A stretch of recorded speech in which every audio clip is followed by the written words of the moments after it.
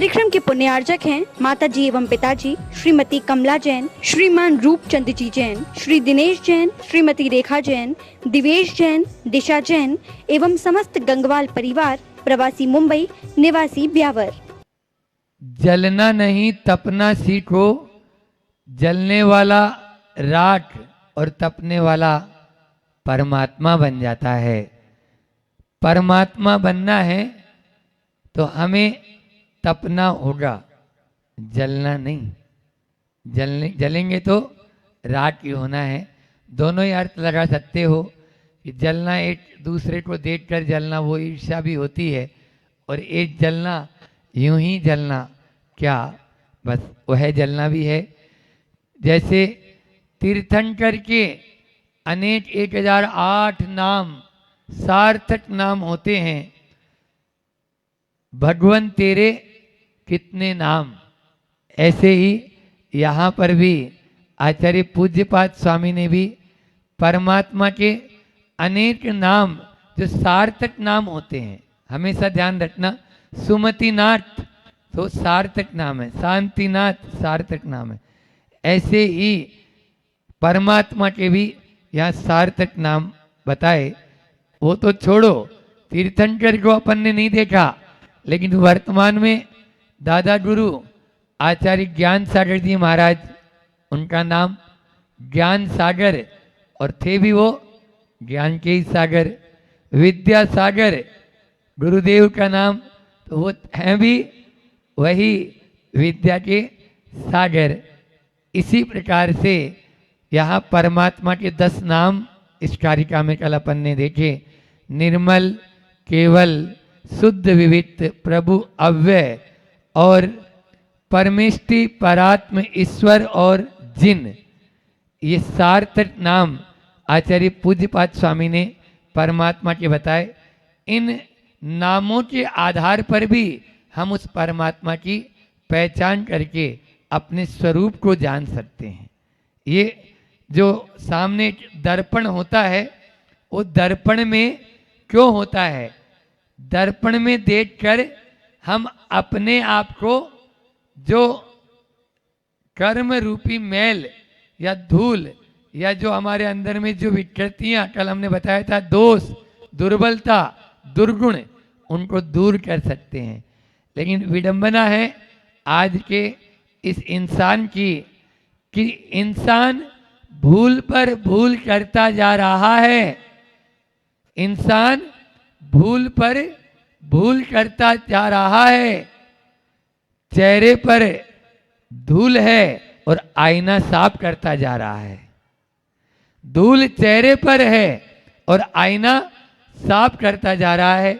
ऐसी स्थिति हो रही है, हम आईने को साफ करने में लगे, वो तो साफ ही है।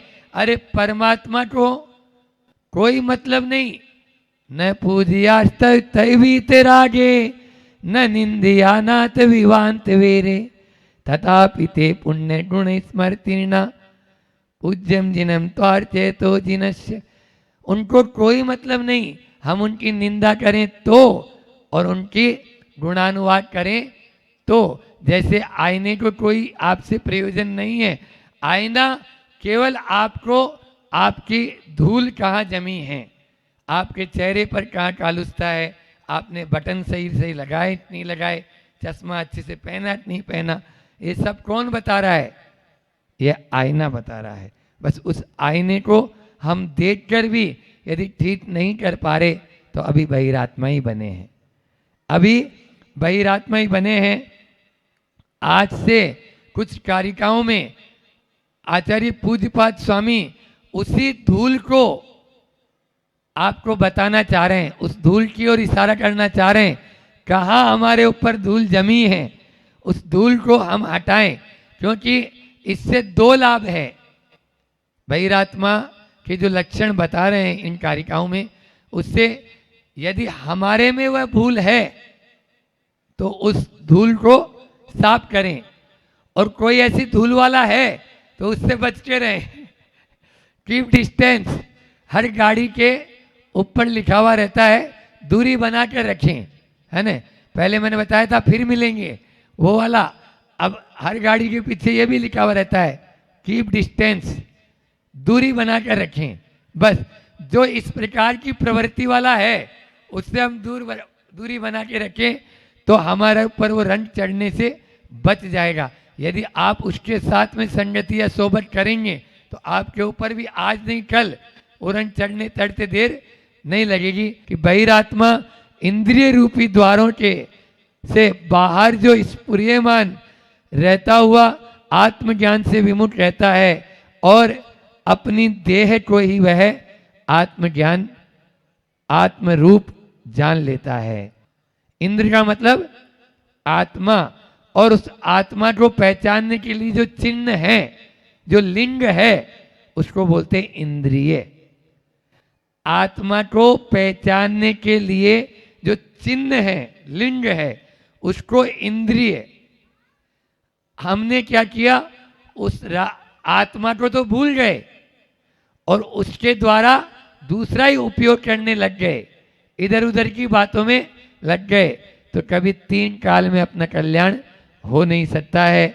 यहाँ पर भी जीव का लक्षण उपयोगो लक्षणम बताया, उपयोग ही उसका लक्षण है, लेकिन उसका उपयोग क्या करना है ये सबसे महत्वपूर्ण है।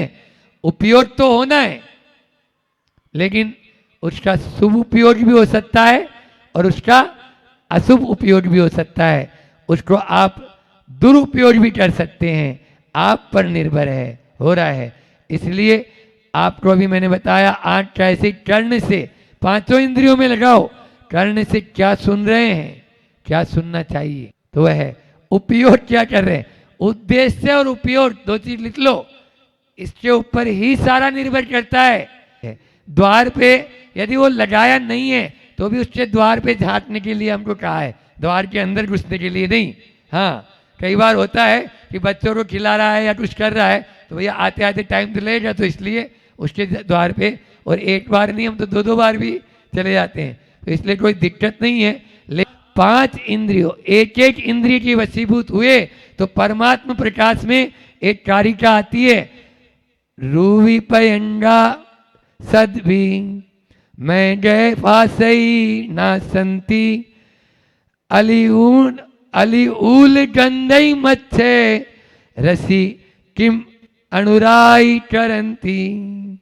बहुत अच्छी गाथा है, जीव कांड में भी यही गाथा, वहां पर भी जीव कांड में पहले आई, ये उद्धृत है, तो ये परमात्मा प्रकाश में भी आई।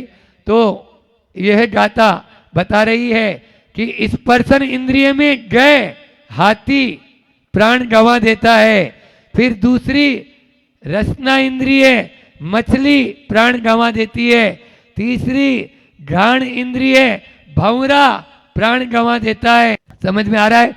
गुरु जी का हाइकू है, प्राणियों ने अपने प्राणों को गंवाया और जो 5 इंद्रियों के वशीभूत है उसका क्या हाल होगा। ऐसी ये इंद्रियां होती है, एक बार यदि इनके दास बन जाते हैं आदमी उसी के वशीभूत हो जाता है।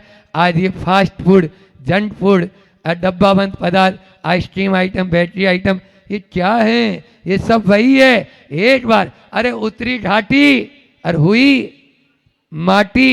हाँ, ये इतनी सी जीभ है ना, ये 1 इंच 1.5 इंच उतने का स्वाद है, उतना भी नहीं है, उसके भी अणी आगे है, बस उतना सही है, वो तो मसूर के दाने के बराबर है उसका आकार। तो इसलिए इन सब चीज़ों को समझें। हाइकू आचार्य श्री जी का इसी रूप से है कि मूल गुण तो इंद्रिय जय न कि मनो विजय।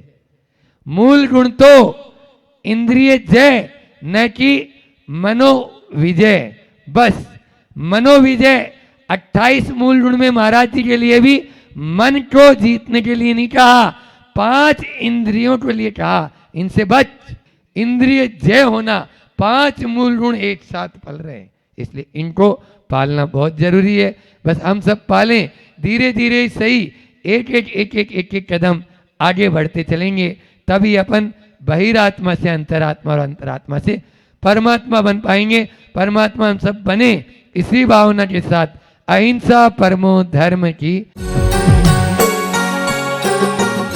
इस कार्यक्रम के पुण्यार्चक थे माता जी एवं पिताजी श्रीमती कमला जैन, श्री